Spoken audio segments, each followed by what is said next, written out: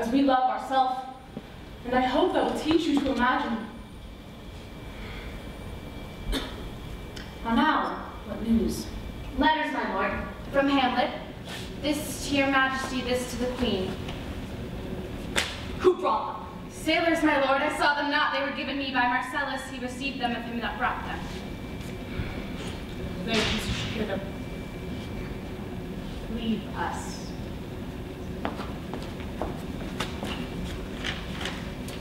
High and mighty, you shall know I am set naked on your kingdom. Tomorrow I shall beg leave to see your kingly eyes, when I shall, first asking your pardon thereunto, recount the occasion of my sudden and more strange return. Hamlet, what should this mean?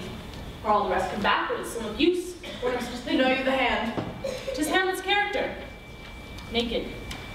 And in a postscript here he says, alone. Can you advise me? I am lost in it, my lord, but let him come. It warms the very sickness in my heart that I shall live, and tell him to his teeth, thus didst thou.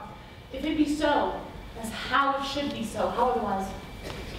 Will you be ruled by me? So you'll not overrule me to a peace. To thine own peace. If he be now returned as checking out his voyage, and means no more to undertake it, I will work him to an exploit, now right in my advice, under which he shall not choose, but fall. And for his death no wind of blame shall breathe, but even his own mother shall uncharge the practice and call it accident. Some 2 months hence, here was a gentleman of Normandy. Now I've seen myself and fought against the French, and they ran well on horseback, but this gallant had witchcraft in it. He drew into his seat, and to such wondrous doing brought his horse as had he been incorpsed and demi-natured with the brave beast. So far he taught my thought that I in forgery of shapes and tricks come short of what he did. A Norman, wasn't it? A Norman? Upon my life, Lemon. The very same. He is the brute indeed, and gem of all our nation. He made confession of you, and gave you such a masterly report for art, and exercise your defense, and for your rapier most especially, that he cried out, "'Twould be a sight indeed if one could match you, sir."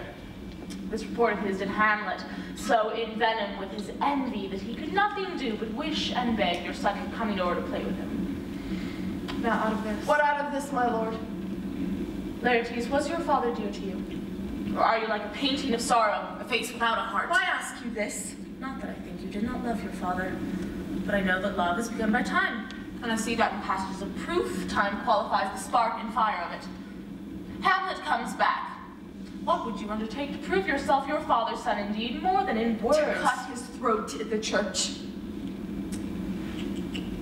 No place indeed should murder sanctuarize. Revenge should have no bounds. But will you do this? Keep close within your chamber. Hamlet returned shall know you are come home. We'll put on those shall praise your excellence, set a double varnish on the fame the Frenchman gave, bring them in fine together, and wager o'er your heads he, being remiss, most generous, and free from all contriving, will not peruse the foils, so that, with ease, or with little shuffling, you may choose the sword unbaited, and in a pace of practice required for your father. I will do it. And for purpose, I'll anoint my sword about an unction of a mountebank, and I'll touch my point with this contagion, that if I gall him slightly, it may be death. So let's further think on this. I had it. When in your motion you become hot and dry as make your bouts more violent to that end, and he calls for drink, I shall have prepared him a chalice for the nonce, whereon but sipping, if he perchance escape your venom stuck, our purpose may hold there. How now, sweet queen? One woe doth tread upon another's heel, so fast they follow. Your sister's drowned, Laertes. Drowned. Oh, where? There's a willow grows aslant a brook that shows his hoar leaves in the glassy stream. There with fantastic garlands did she come of crow flowers, nettles, daisies, and long purples that liberal shepherds do give a grosser name, but arcled maids do dead men's fingers call them. There, on the pendant boughs her cornet weeds clambering to hang, when an envious sliver broke, and down her weedy trophies and herself fell in the weeping brook. Her clothes spread wide and mermaid-like while they bore her up. In time, she chanted snatches of old tunes as one incapable of her own distress, or like a creature native and endued unto that element. But long it could not be, till that her garments, heavy with their drink, pulled the poor wretch from her melodious lay to muddy death. Last that she is drowned. Drowned.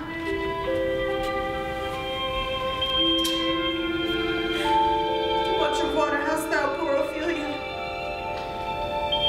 and therefore I forbid my tears. But yet it is our trick. Nature her custom holds, let shame say what it will. When these are gone, the woman will be out. Adieu, my lord. I have a speech of fire that fain would blaze. But that was falling down. Let us follow. So much I do to calm his rage. I fear this will start again. Therefore, let's follow.